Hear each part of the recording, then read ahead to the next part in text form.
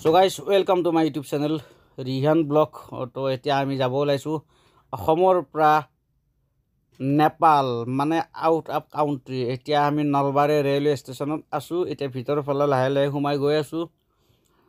তো ভিতৰত পিনে সোমাই গৈ আমি দেখা পাম। এতিয়া তাৰমানে আমি টিকেটটো অনলাইন কাটিছিলো। তো এই কাউণ্টাৰটো তথাপি দেখি দিছো আপোনালোকক। লেফ্ট সাইডত আছে। এয়া চাওক মানুহবিলাক বহি আছে, টিকেট কাটি আছে। কোনোবা কাটিব এয়া মোৰ দেখি ভেবলা লাগি চাই আছে। চাই থাকক দেখি মই সোমাই যায় ভিতৰত দেখি। তো এতিয়া মই গৈ আছোঁ। বেছি দেৰি নকৰোঁ। এই প্লেটফৰ্মৰ ফালে প্লেটফৰ্মত বহুত মানুহ আছে, দুনিয়াৰ মানুহ আছে। চাই এই দোকানো আছে, কিবা খাব লাগিব। তো যি হওক খাই মেলি যি কৰোঁ। তাৰপিছত আমি ৰেলখনক ছিগনেল দিব লাগিব। ছিগনেল দিলে আৰু ৰখে নে নৰখে সেইটোহে কথা। তো চাই লওঁ ৰ'ব। তো দেৰি নকৰোঁ। আমি আমাৰ ইয়াতে কি কৰি আছে, এটা হাঁহিব ধৰিছে। এটা আৰু বাপা ঐ দেখিছে না, হাঁহি গফৰ তলেদি হাতখন দাঁতকেইটা কোনো দেখাই আহি পাব। আচ্ছা যিয়ে নহওক, যি হৈছে তো আমি এই মানুহকেইটামান চাওঁ আৰু ৰেলখন আহিলে আমি অপেক্ষা কৰোঁ।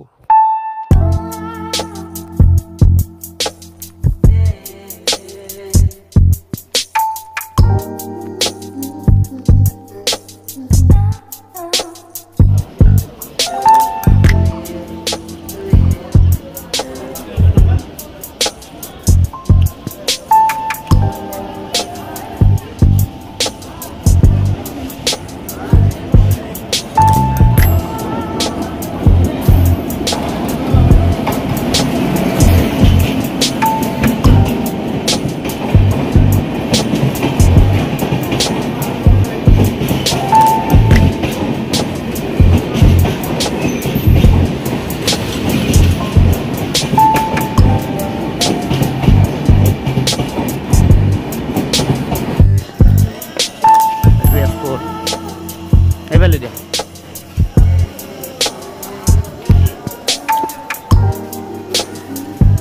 তেজপুৰ ন, তেজপুৰ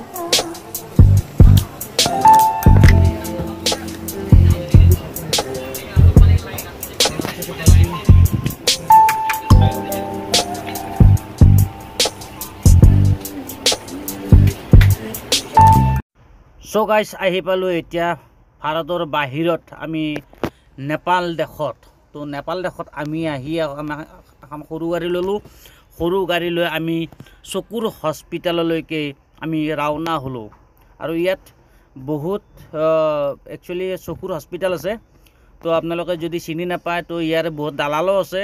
তো এনেকৈ লৈ যাব আপোনালোকক, কিন্তু দালালৰ পাল্লাত নপৰিব আপোনালোকে। কিয় কৈছোঁ, আপোনালোকে প্ৰাইভেটত কৰাতকৈ আপোনালোকে চৰকাৰীত কৰিব, বহুত কম খৰচত হ'ব। আমি প্ৰথমতে নাজানি কেনে প্ৰাইভেটত কৰিব সোমাইছিলোঁ, কিন্তু আমাৰ বহুত পইচা গ'ল। তাৰপিছত আহি আমি আকৌ চৰকাৰীত কৰিছোঁ, কিন্তু চৰকাৰীত কামখিনি বহুত ফাষ্ট হয়। চ' বলক আপোনালোকে চাই থাকক আগৰ ফালে।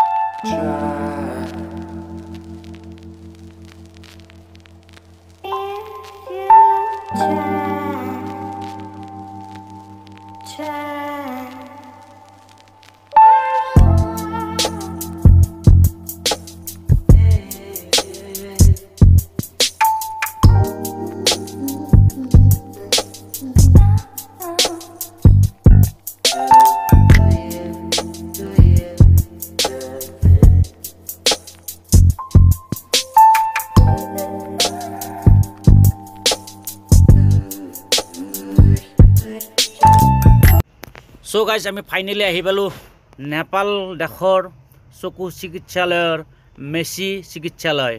তো আমাৰ যাতে যেনেকৈ গুৱাহাটী GMCHৰ ফ্ৰণ্টত দেখা পায় আপোনালোকে ঔষধ পাতিৰ দোকান, ফাৰ্মাচী, যেনে ফাৰ্মাচী ধৰক।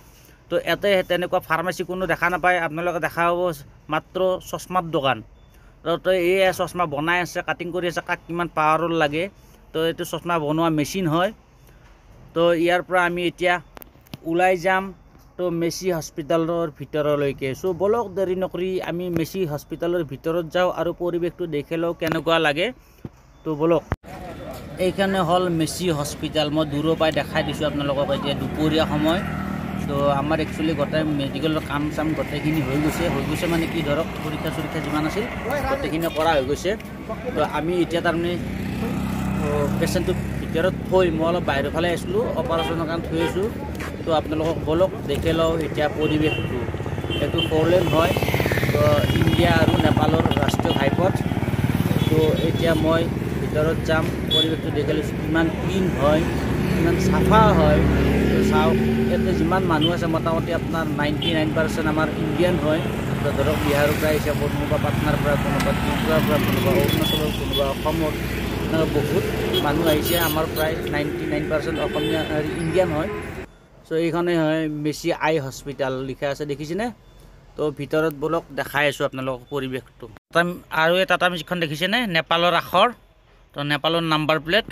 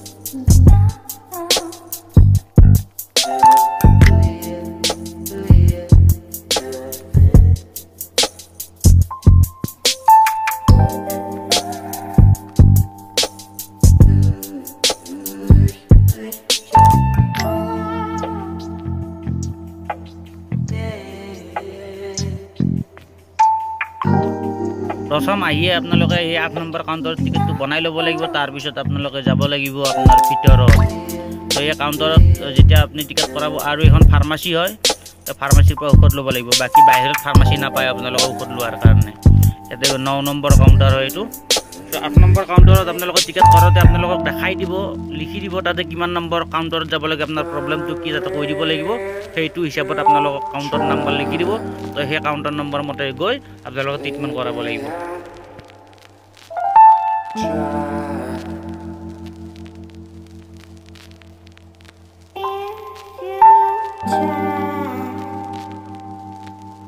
Try